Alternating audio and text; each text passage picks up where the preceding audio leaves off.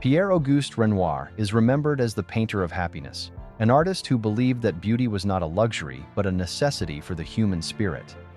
While his Impressionist peers explored tension, atmosphere, and fleeting sensation, Renoir focused on warmth, sunlight on skin, shimmering color, gentle movement, and the tender glow of everyday life.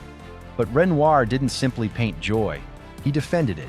He insisted that pleasure, softness, and sensuality deserved a place in modern art. And throughout his life, it was his exhibitions, bold, controversial, and unforgettable, that built a legacy of beauty in an age obsessed with realism and rules. This is the story of the exhibitions that shaped one of the most beloved artists in history.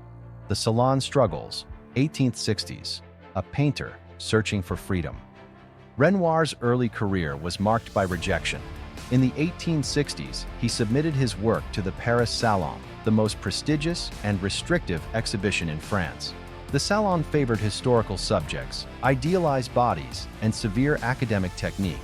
Renoir's early works included warm, everyday scenes, real people with real expressions, sunlit landscapes painted outdoors, color used freely, with emotion leading the brush. Salon jurors didn't understand this approach. They rejected many of his submissions and criticized his technique as unfinished, overly bright, even reckless. But these early Salon exhibitions taught Renoir one crucial thing. If he wanted to paint beauty honestly, he would need to find, or create, a new kind of exhibition entirely. The first Impressionist exhibition, 1874, a rebellion becomes art history. Renoir joined Monet, Degas, Pissarro, Morisot, and others in organizing the first Impressionist exhibition in 1874. This was one of the most famous and infamous exhibitions in modern art. Displayed works included vibrant outdoor scenes, quick shimmering brushstrokes, unfinished surfaces. Light as the main subject, not the figures. Renoir exhibited works such as La Loge, The Dancer, Portrait of Sicily. Critics were outraged. They mocked the paintings as sketches, accidents, and insults to the eye. But the exhibitions also drew curiosity, and slowly, admiration. Renoir's work stood out because of its softness, its warmth, its unapologetic humanity. This exhibition marked the moment when Renoir's artistic identity became impossible to ignore. The second and third Impressionist exhibitions, 1876, 1877, Renoir shines. Renoir participated in subsequent Impressionist exhibitions, and his presence grew more commanding with each show. In the 1877 exhibition, Renoir displayed several works from his new fascination with Parisian social life. Visitors encountered scenes that felt alive, full of color and movement, couples dancing, friends laughing in gardens, sunlight falling softly on dresses and skin, urban moments infused with tenderness. These exhibitions revealed Renoir's unique gift.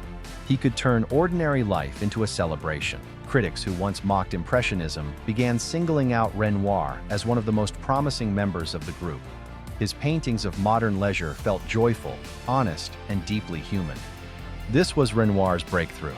Salon acceptance, late 1870s to 1880s. A bridge between worlds. Ironically, it was the rebellious Impressionist exhibitions that earned Renoir eventual acceptance into the Salon once again. By the late 1870s, his work had improved in technique and gained public admiration. The Salon began to display works such as Madame Charpentier and Her Children, The Cup of Chocolate, Young Girls in Black. These exhibitions marked a turning point. Renoir had achieved something nearly impossible: success both inside and outside the establishment. He became a bridge between avant-garde revolution and mainstream taste, while still painting with the same delicacy and warmth. The 1883 solo exhibition, a new, more classical Renoir. By the early 1880s, Renoir felt restless. He questioned whether Impressionism had taken him as far as it could. His solo exhibition in 1883 shocked viewers who expected shimmering outdoor scenes. Instead, they found careful drawing, clearer outlines, more solid forms, influences of Raphael and classical composition. This shift wasn't rejection, it was evolution.